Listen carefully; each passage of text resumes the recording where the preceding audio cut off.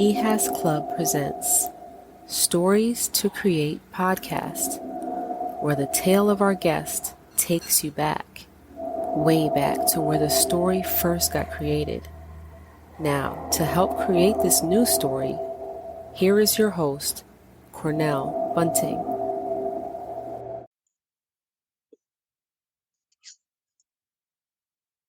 Yes, Cornell Bunting here, everyone. Welcome to another episode of Stories to Create podcast right here at EHAS Club. And I'm telling you guys, I'm excited.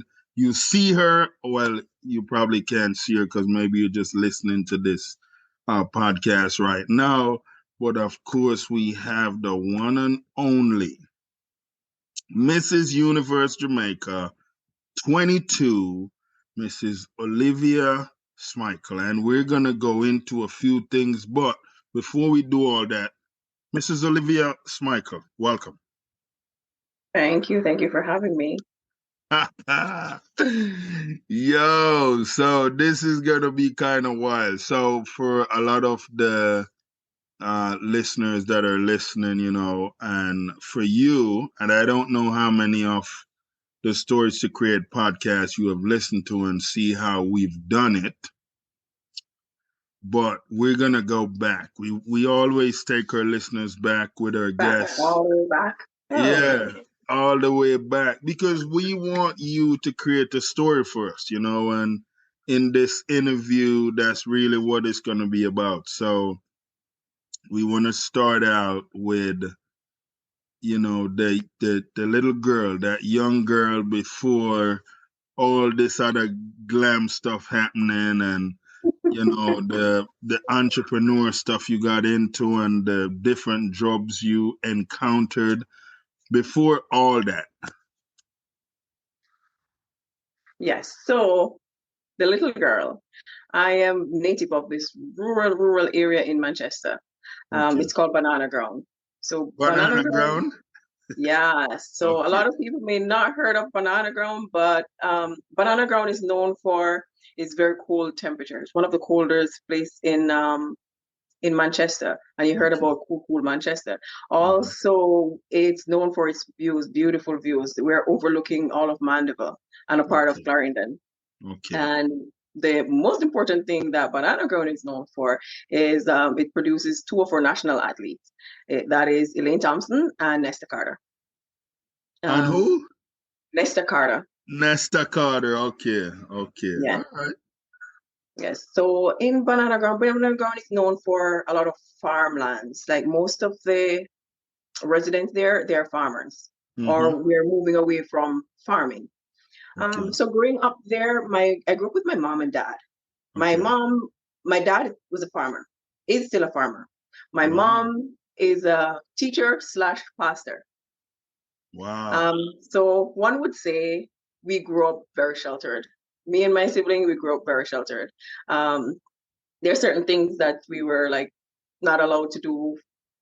I mean, going on the street, idling on the street, like certain things that we wouldn't be a part of. I'm really, really happy for my upbringing. Growing up with a strict parent, yes, it gets me to where I am today. From how far I can remember in my childhood days, I would never change anything about my childhood days, by the way. I would never. As far as I can remember it, the highlight of that, I started running track and field. Yeah. Track and field, as much as I can remember. I started out in primary school. I was winning races. What? Oh yes, I was winning races. I'm not going to go in a race. It's not first or second. You're the fast girl. Oh yeah. Oh yeah. And I kept that with me right up until I think I stopped running since 9 years now. I think 9 years I dropped running. Wow. Yes. And I also, another sport I got involved in was netball. I started playing netball from high school. Okay. And I stopped playing netball 5 years now. Okay. So So I you've am been pretty attached to my sports lifestyle. So that is what Banana Ground is like. And growing up there, we grew up really strict, growing up around farming, up around natural food, kids playing marble, just the natural things that the kids would do back then and not what it is now to be on their devices. We were able to explore our childhood days, playing in the mud, going home and be schooled after. So right. my childhood was like really, really awesome. What's one thing you can remember when you were young in the farm, like on the farmland and stuff like that, that you were like, now as a grown up, you wouldn't do that? I we used to we never see danger coming. Like we would ride like my brother, he's the leader of the pack. He would like allow us to climb some trees that we can't even get back down out of. And Right. when we look at it, I'm like, oh my God, that is dangerous. I wouldn't allow my daughter to do that. I wouldn't allow my son to do that. It's like so dangerous. I look Yeah. back at those things, and we also had a river behind our house, and we would go there when it's raining and just play in the mud and just allow all our bodies to like sink deep under the mud. And I'm looking back at those things. Like I did enjoy it. We did get scolding coming back Right. home because we spent hours and hours outside in the rain playing in the mud. But those childhood days, they were very memorable. What Very was memorable. what was schooling like? Because you have a lot of people hearing that and they're like, "What is schooling?" We got whipping, like like real whipping. Oh my goodness! my dad, my dad would never have like whipped us, but my dad would like go to my mom and said, "Hey, Katie just did that." Mommy said, "Katie, come on over," and there you What? go. Oh yeah, oh So yeah. she had a belt. She had a special belt. Yes, there were times when there was a bell, there was time when there was something else, like it keep growing because it's been used, right? Wear and tear, you don't need it anymore. Yeah, so it was like that. I don't think she has changed because she's in early childhood teaching. So her method of discipline is totally different now, totally different right now. Right, But right. I would not change a thing about my childhood days. I would not change a thing. Now you said your mom was also a pastor as well. Did she ever push the church thing on you? You know what? It's a Jamaican culture Yeah. where there are two things that you do during the week. You go to school during the week, Monday to Friday. Mm-hmm. On Saturday, we do have Saturday worshipers too, but for the typical Sunday worshipers, we do go to school on during the week, and on weekends we'll do our chores, do our laundry, and Sunday's church. It's Yeah. automatic. You go to Yeah. school, you go to Sunday school. Yeah. So we grew up like that. It was never a thing that my mom say you need to baptize or you need to give your life to the Lord. It wasn't anything like that. We grew up in the church and we learned everything for ourselves.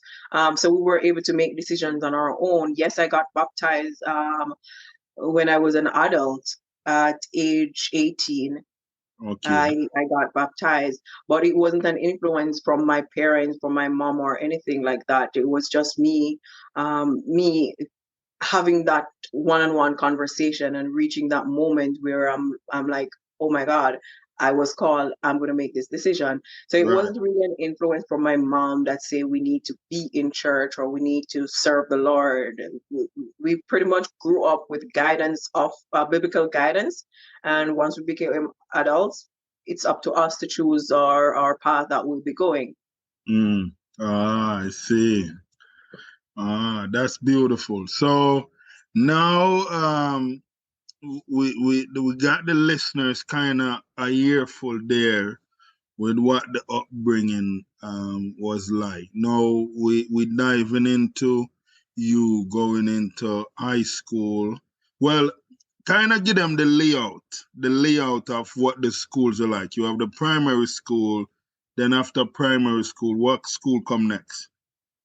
Yes, after primary, we have the high school. It can either be high school or secondary, junior school. But we do. I went to Belfield High. Belfield High Okay. is just the same in Manchester, in Williamsville area, close to Kirkvine. Kirkvine is known to bring athletes. These hills, we were trained on these hills, and that's why I can run. All these Nice. athletes in Homewood, in Spalding, we used Kirkvine. So I went to Belfield High School, and that's where I started. I started doing sports more. I started netball. I was playing for different clubs, and I was playing for the school. And that's when I went through more training in track and field. I was going to track meets. Most of these athletes right now, who have become national athletes representing Jamaica, I've trained with them. Nesta Carter, we've trained together. Usain Bolt, we've trained together. Most of these people I do have encounter with them on the track and stuff like that. There's a lot more that I can remember, but not everyone took the path of going on to running professionally. Some of them they migrated for different opportunities in terms of track and field to the States or to different countries. Not sure what happened to them, but it has been more. My high school days was more around sports. That was what it was really more about. So the academics wasn't a big deal to you? Oh yes. I was in one of the top class, I would say. I think the school system changed now. Back then, when I was going to school, they did the academical levels. They put you by grade, so you will have like the top grade, the top class would be the higher academical student, then the lower, then the lower, then the very very bottom one were the children who had a lot. I don't care much about their academic. So I was in the top class. So I did. And my mom would scold me very, very well if I did not take on my books really well. What? So you ended up had to become an overachiever? Oh yes. I was an all-rounder. I was an all-rounder. Even when I went into my training, when I started my career, I was an all-rounder. Wow. Now we'll go right into that. So what was the first career you went into out of high school? Right out of high school, I took my mother's footstep and I went into early learning. I got a certificate and I started doing pre-trained teaching at Cumberland Infant Basic School at the time, Cumberland Basic School, and that's the same school that my mom is principal of. And I went there. It was merely for a year but my ultimate goal at the time, even though I was doing teaching, was to do some form of military work, whether it's through the police force or the army. I did apply for both, and the police called me in no time, and the process went through really smooth. And in 2006, when I was on my 19th birthday, I started my first day of training. What, as a cop? Yes. Ooh, 5-0. Yes. So you might be wondering, from policing to pageantry, how did that connect? we won't connect it yet. We won't connect it yet because I want the listeners to get a full understanding of what life was like as a police officer. So you've become a police officer in Jamaica. What was that like? Oh, that's a lot. I might have to write a book on that. Wow. It was bittersweet, to be honest. It was bittersweet. I do miss it sometimes. The part that I really miss, I got involved in community development a whole lot, especially when I worked in the Clarendon, the Chapelton, Lionel Town, especially for Chapelton. I did get myself involved with the community a lot. The schools, the orphanages there, even the churches. I would make regular visits at the church, at the services, talk with people. I from the babies right up to the grandmothers. Nice. So my community involvement there, this is where I started finding out my purpose. Okay. This is where it all started. In the police force, I also I worked at a particular section department. It's called SISOCA. It's sexual offenses, really. Okay.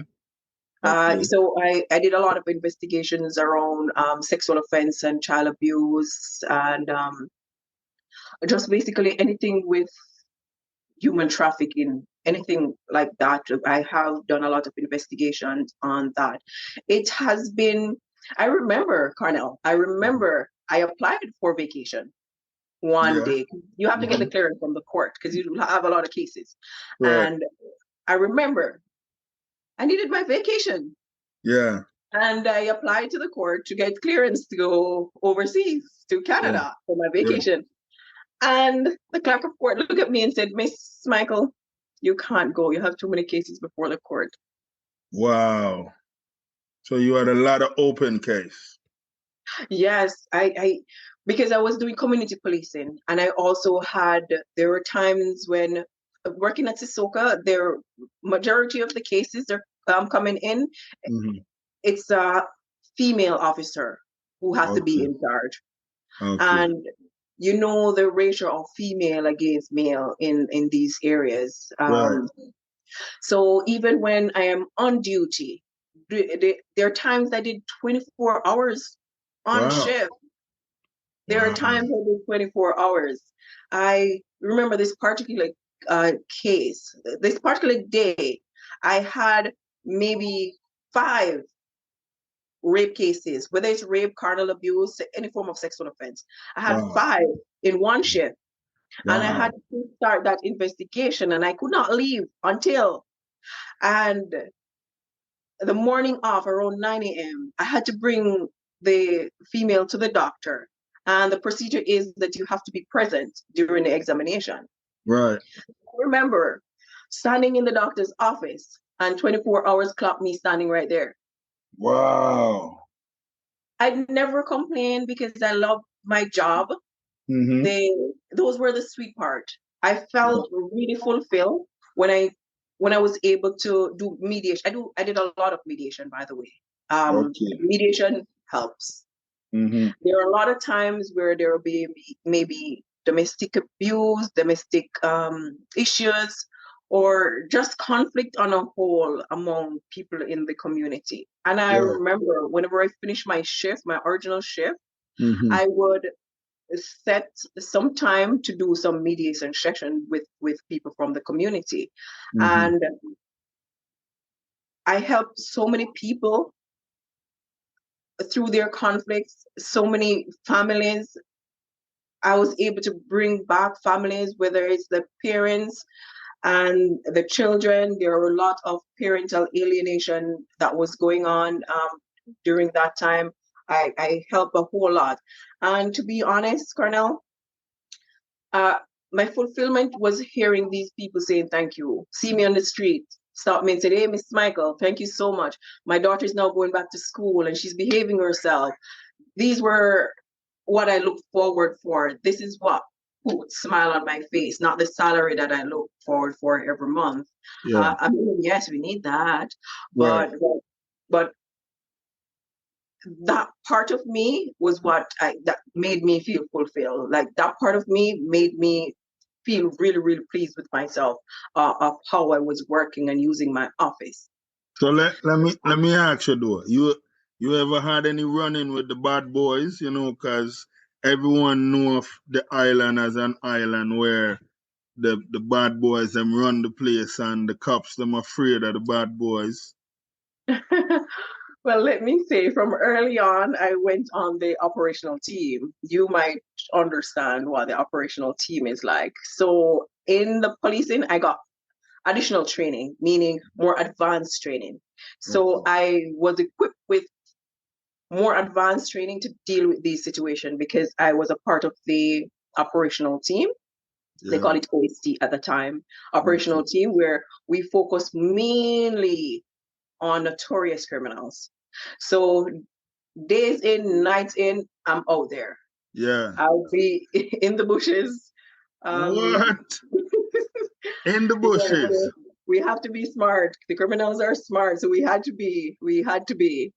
Wow, that is Being amazing. proactive is what we had to do as the operational team.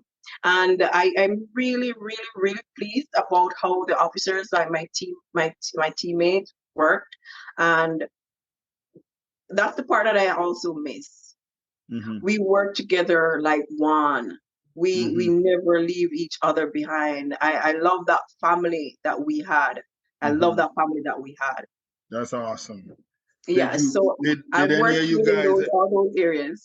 did any of you guys ever got hurt, or did you ever have to witness anything? Yes, Cornell. A lot. A lot. Oh man. Yes. Did you lose a few comrades? Oh yes. It's a sad moment when I think about it, because I do remember these officers, working with them, talking with them, eating with them, and just to remember them like that and to see how they go. It's really saddened. Just a few days ago, we lost another police officer, Blair, Constable Blair from Mandeville Police Station. He was a victim of crime, just the same, and he lost his life. It's really sad. It's really sad because I spoke to him like a few days before that, prior to that, and he seemed very well. He seemed very well, and that officer was a really good officer. Wow. Why? There's a lot of the fun, but then there's also the seriousness and the stories that bring some sadness sometime as well. Oh, it's a lot to deal with. It is a lot. You have to be strong. Man, You have to be strong to deal with it. what made you decide to leave the force? Okay, so I left like 9, 10 years ago. Okay. I migrated to Canada. Okay. I migrated to Canada. An opportunity came, and I left to Canada. Okay. That's another story. Okay. That's another story. Okay. Yeah, so that's when I left, and I do going to Canada. I lived in Canada for 9 years now, and to be honest, Cornell, there's a part of me that was always missing. Yeah. And later on in life, I found out that it is the fact that I wasn't able to have that same community involvement. I realized that is my purpose. Okay. And when that part of me was no longer there, I felt like a shell. I felt like I was just working. Wow. I felt like I was just working. Yeah. And that is what led me back here right now. Right. So in Canada, the work world, what was the work world like in Canada for you? You know what? It was hard. It was hard. At first, it was hard. Maybe because I didn't have closure when I left Jamaica. I went the first year and a half was very difficult because we're not used to us in Jamaica. We work and we work with our phones sometimes, and we'll have fun while we work. In Canada, it was a little bit different. It was like a little culture shock for me. You had to reach to work, quarter to the hour, put your phone in the locker, chop to work. Coming back from work, you're exhausted, like maximum work. There's no fun while you work. That was my experience. Yeah. I did that. I found that working in Canada, I went into retail management too, and I realized that I had to put out a lot more aggression to work. I had to put a lot more aggression to meeting goals. Right. Maybe because in the police force, I loved what I did. Right. And in Canada, I was in retail management. And to me, it was just a job, to be honest. It was just a job. Wow. So now we coming up to the big bad situation that you're in right now. Like,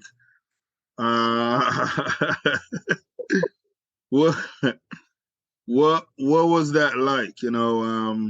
Becoming Mrs. Universe Jamaica 22, and then the responsibilities that came with that. Okay, so first of all, I'm loving it. Okay. How I got here, as I said, I found out. In fact, I was on a vacation in December last year, and I just felt something that I needed to cut my trip short, go home, and start putting my life back together. Because I there and then I knew something was missing, and I knew what was missing. It was my community involvement. It was my outreach programs, and I started putting things in place to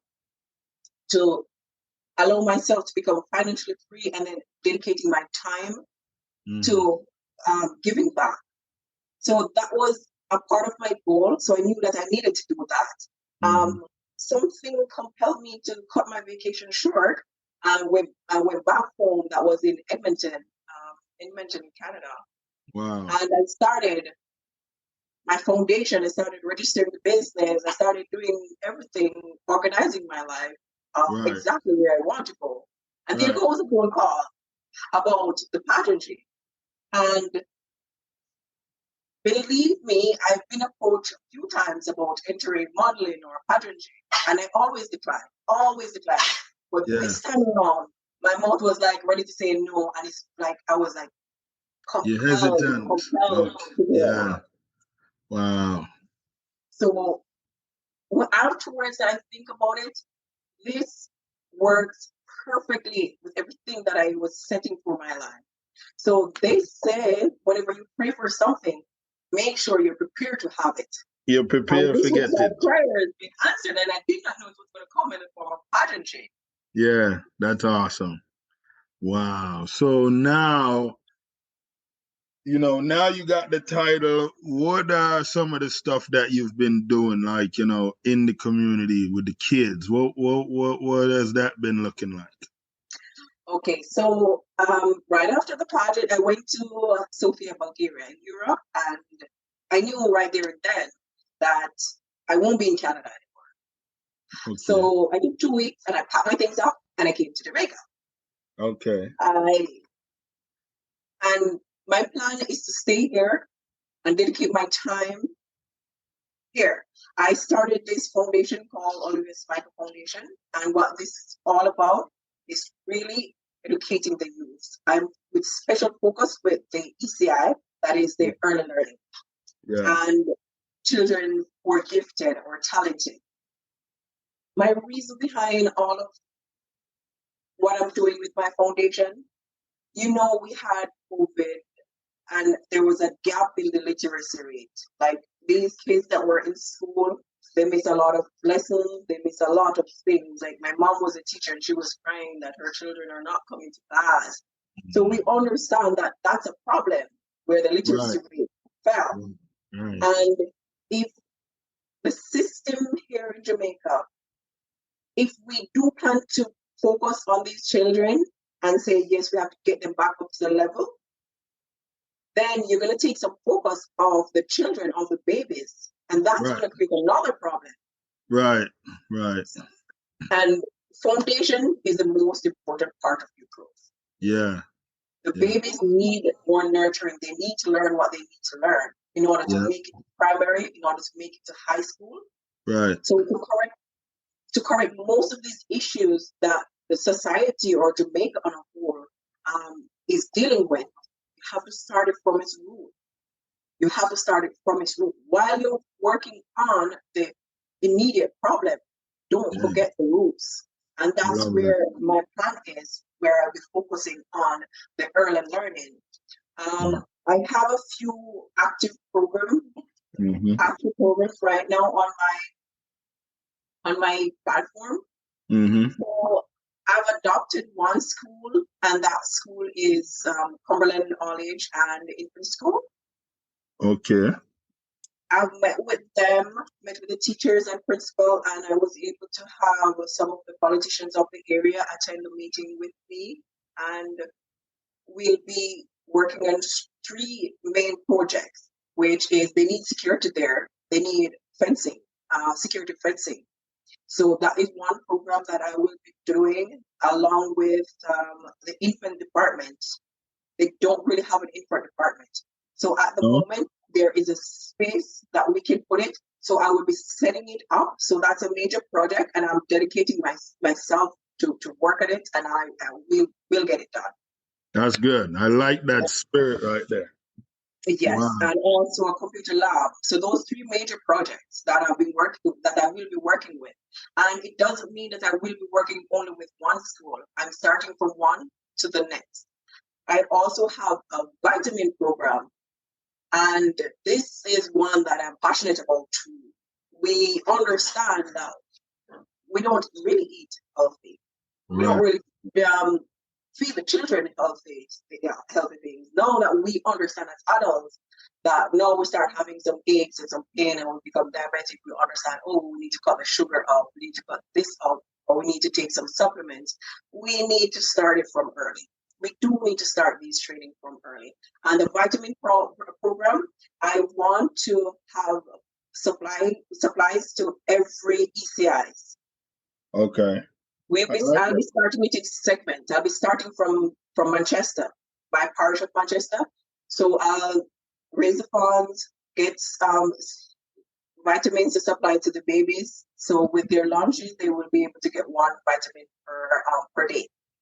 Wow, that is awesome. Yes, and after that, I'll extend it. After the success of just that one parish, I'll be extending it to a few more parishes, and then hopefully we'll be able to make it become a national project.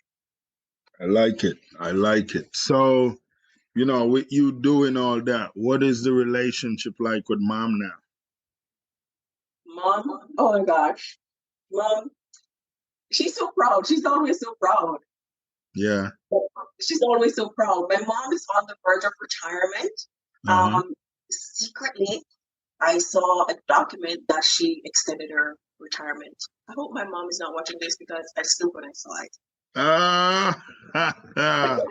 Let it out the bag. So she loved her children so bad. She loved her children. My mom is getting up there in age, and it's time for her to relax now. She raised so many babies. She raised so many kids. So how old were you among the siblings? Are you the youngest or the oldest? I'm middle. I have 2 below and 2 above. Wow, you literally in the middle. Oh, what am I talking about? I have 3 below. Okay. 3 below. Okay. Yes. 3 below. Wow. And 2 above. But the good thing is, and my family is very fortunate. Where you have families where you have mom would have a favorite, dad would have a favorite. We're all treated equally. Whether you're the firstborn, lastborn, as they call it, the wash belly.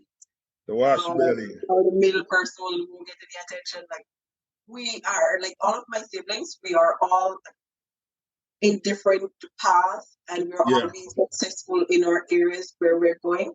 And my mom is proud of every single one of us. My dad is proud of every single one of us.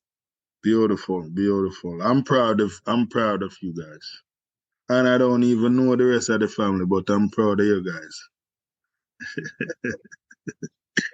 Now, the sports part of what you've done while growing up, are those things that if they was to ever resurface, was those things that you would be consider doing?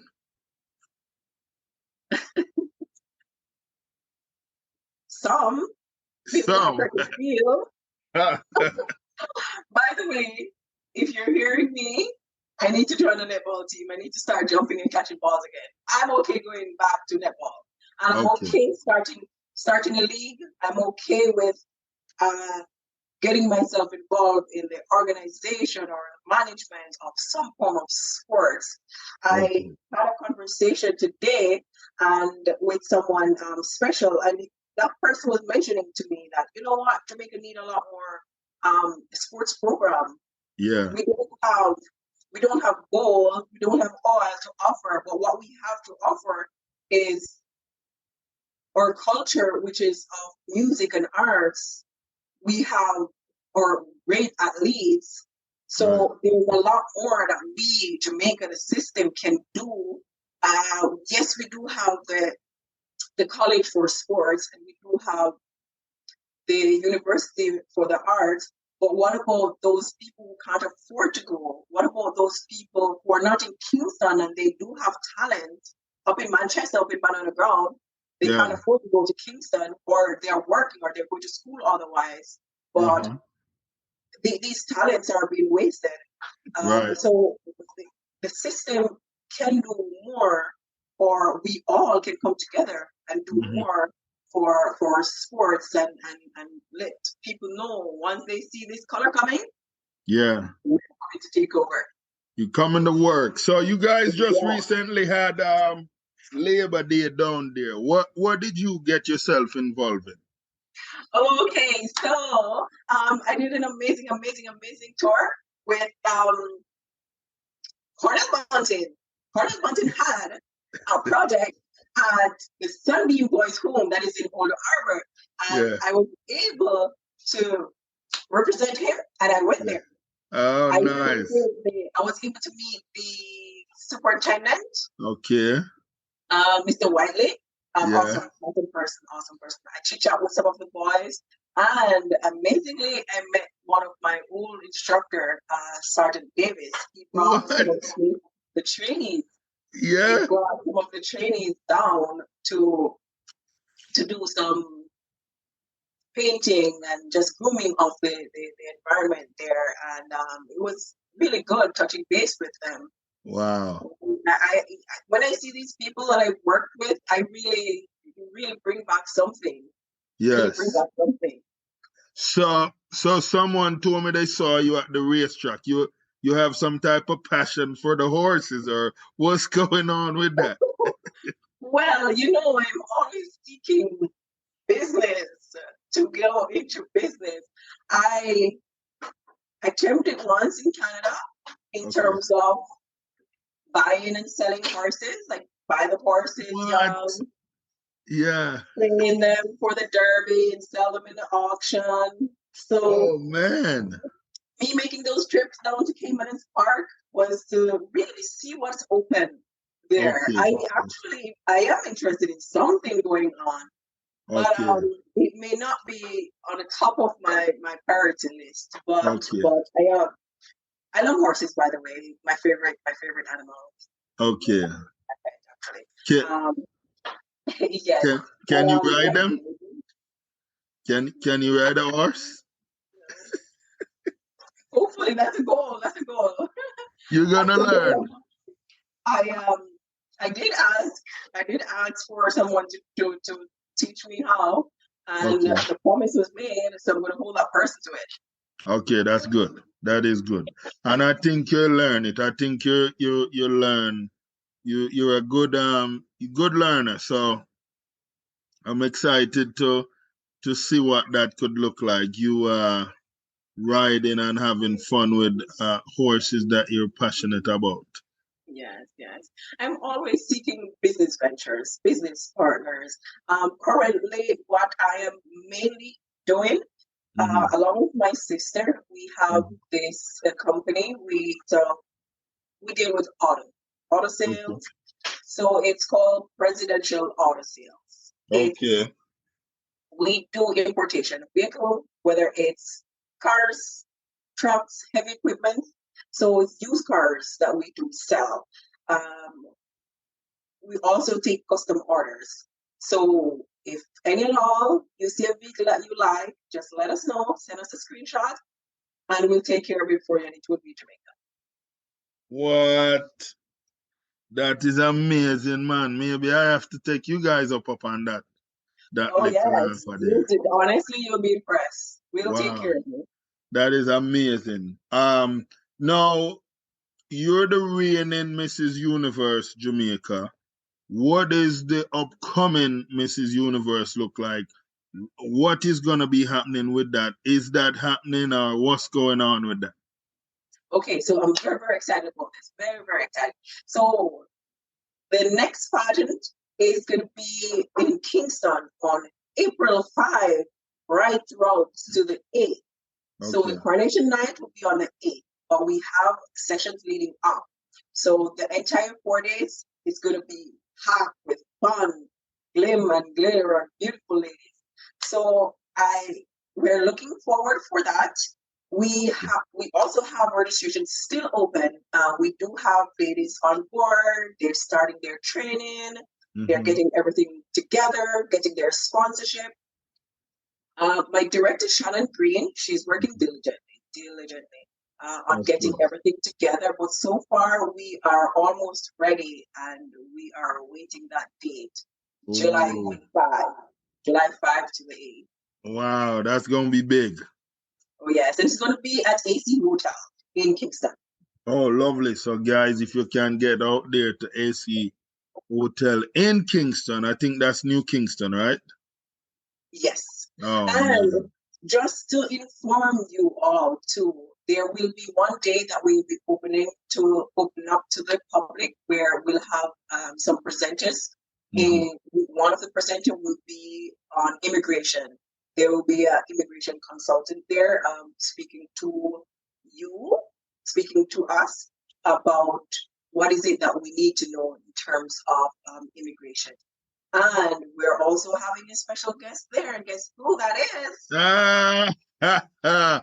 Let's keep them in suspense. That's a beautiful thing. Awesome. So now with everything that's going on in Jamaica, for individuals that are curious about wanting to visit Jamaica, what could you tell them? Okay, so there are a lot of times that you might hear something and you don't know of something.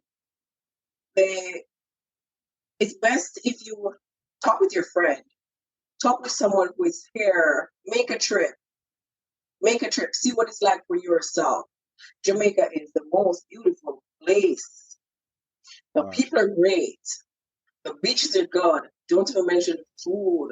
Like, if you come here and have a jerk chicken, you will never want to eat any other jerk chicken ever.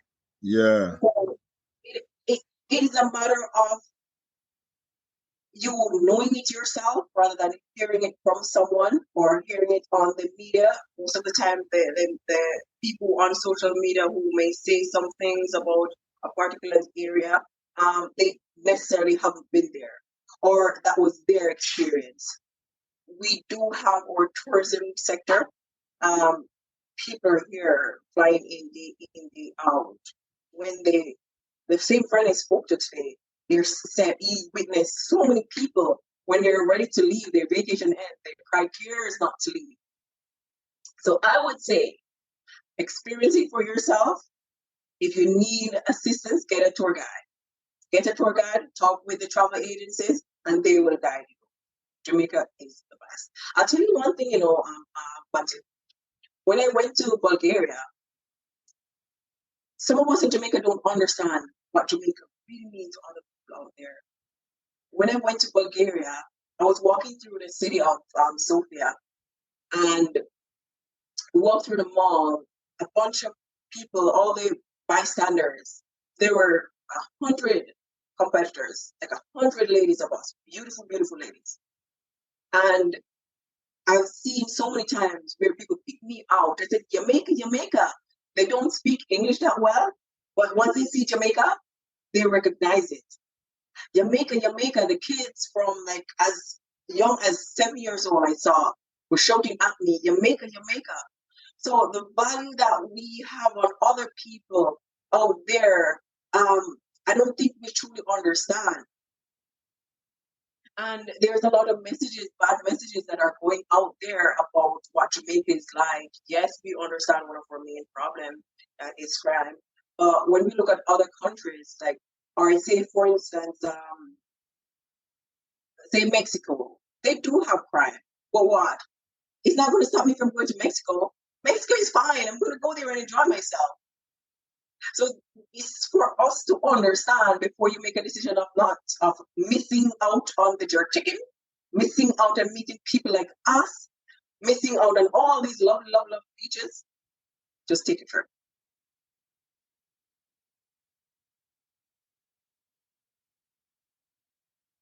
I think you're muted now, Cornell. You you are right. I love that. I was saying that I think you just said it very well. For individuals that need to understand, they miss out if they hear something. That's ignore that. 'Cause everyone faith is different. So with that, you doing all the stuff that you're doing in the community outreach and all that stuff. How can people find you if they want to find Okay, so I am on social media. I do have my Instagram. It's at Olivia Smichael. My Facebook at Olivia Smichael. My website, Olivia Smichael Foundation. you? Wow. You just Even if you get through to Mrs. Universe Jamaica official platform, my name will be right under. good. So if you don't remember my name, Olivia Smichael, look for Mrs. Universe Jamaica. Oh my goodness. And you have a easy name, so I don't think no one will have any issues with remembering your name. This was a lot of fun. Oh yes. Man, we talked quite a bit on a few things. We learned about you at a very young age and all these mud bath that you did. This is this is quite intriguing. So, Mrs. Olivia Smichael, I want to thank you for being on our show today, our Stories to Create podcast, right here at EHAS Club. And you must come back again sometime, yes? Oh, definitely. Oh, definitely. And Well, Cornell, if I should add, you are doing an awesome, awesome, awesome work. Do you rest, by the way? Do you I rest? know, right? I know, right? I You're do. doing an awesome job. I do. Thank you. Thank you. Thank you. Listen, listeners, you guys heard it. She have created yet another story right here at EHAS Club. Until our next episode, where we will get you in tune with what's going down right here on the next story and how we create. Well, there you have it. The host came, the guest came, and the story was created. Thank you to our sponsors, EHAS Inc., Karis Capital, and the Cornell Bunting LLC brand. Go check out the books, courses, and materials at www.cornellbunting.com. Thank you again for listening to the show. Check back again to hear another tale from another unique guest right here at EHAS Club.